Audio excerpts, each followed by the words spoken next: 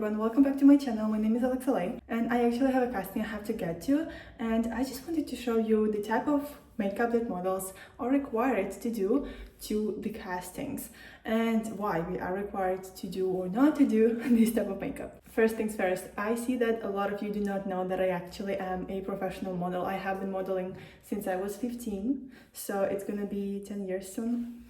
I've traveled to basically all of the major countries where you can model, and it was a fun experience. And right now I live in Los Angeles for like over 5 years already. That's insane. So first of all, the makeup needs to look really, really clean. And if the skin is perfect, flawless, there is no need to use anything. You can add a little bit of blush just to, freshen the skin. Just some brows, lipstick, and that's it.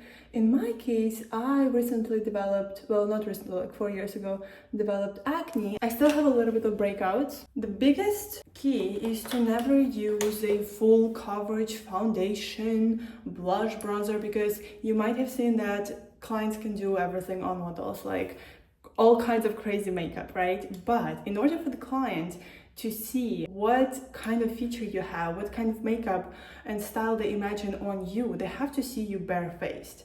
They have to, like, we are called mannequin for a reason, because the client has to imagine what they see in their head and if your specific face fits that. But if a model comes up with a lot of makeup on and has changed the structure, lots of bronzer, and then it just doesn't look as appealing to the client. So it definitely is not recommended. I've learned this lesson hard way because, wait, I'm just trying to find my concealer. Here it is.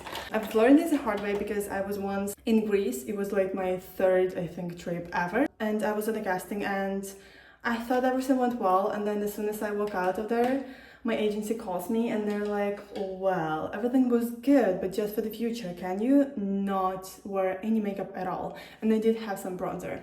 And they were like, because the client could not really see your specific type of face. So, like I already said, because I personally have acne, I am not going to use a full coverage foundation all over my face. I am simply using a concealer. I'm using this one by NARS. I really like it because it has that really natural finish and does not dry out my face, doesn't leave those dry patches, but at the same time, it really covers it well. But if I have a more saturated, like a really red spot, I would probably use this one. This is a Derma Blend concealer, Cover Care concealer. This one definitely provides more coverage, but also if used too much, it can kind of show up a little bit of dryness, not too much. It's not like, oh my god, I can see that dry patch on your face. No, nothing like that, but it just can show a little bit of texture. So if I don't have to use it, I will use the NARS. And basically I just go directly over the spots. These spots, that's fine. We need to let it sit for like a minute and then I will blend it out perfectly. So just like that. Awesome. So yeah, when I see comments like, oh my god, you have model face, you should have tried modeling instead of influencing, I'm like, I have actually transitioned from modeling to influencing. And it's actually a fun part because after COVID, a lot of things changed. It changed in Europe, it changed in Asia, it changed in the US. My observation, I came to the US like 4 months before COVID and I used to have at least 4 castings a day. That was a lot. Right now, I was with the best agencies. So I recently went solo because I realized that I can provide my own work better than agencies do, weirdly enough. But I was with the best agencies. If you're familiar, I was with Photogenics. I was with the industry, and I recently was with Ford in LA, which is like the top agency in the world. I lost my thought. And the castings compared to what it used to be right now with any of the agencies, it's like if you get 1 casting a week, you're lucky. And if you ask me, that's just insane. There is significantly less work because models that did not already have established clients before COVID, like I didn't have because I came just a few months before it, I really struggled. Like I was without a job for quite some time, and anytime I would text my agent, they would be like, oh, it's slower than usual, but we hope it will pick up. I was like, that's not an answer I expect to hear from you. But anyway, that's life. We have to learn to deal with it. Luckily for me, I don't really have any under eye dark circles, so I do not really use anything there because I want it to look as natural as possible. That's kind of the goal with this modeling makeup. I do not want to add anything. I just want to in my case, even on the skin tone, and that's it, and look clean. That's why we brush the brows. You might add a little bit of mascara, a little tiny bit, and lipstick. Right now I'm just going to use this Mixun Natural Bean Lip Mask Balm, a little bit of it. Also with the hair, I already did my hair, it's just, you know, straight natural.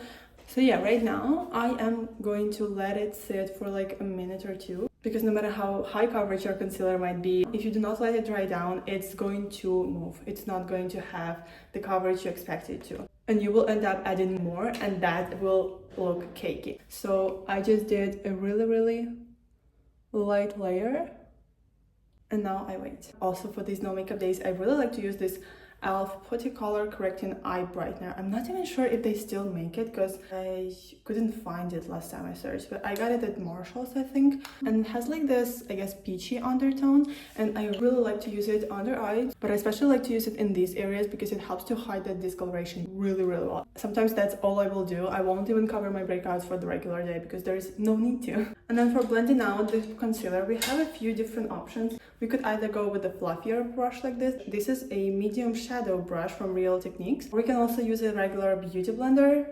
I don't even know what brand this is.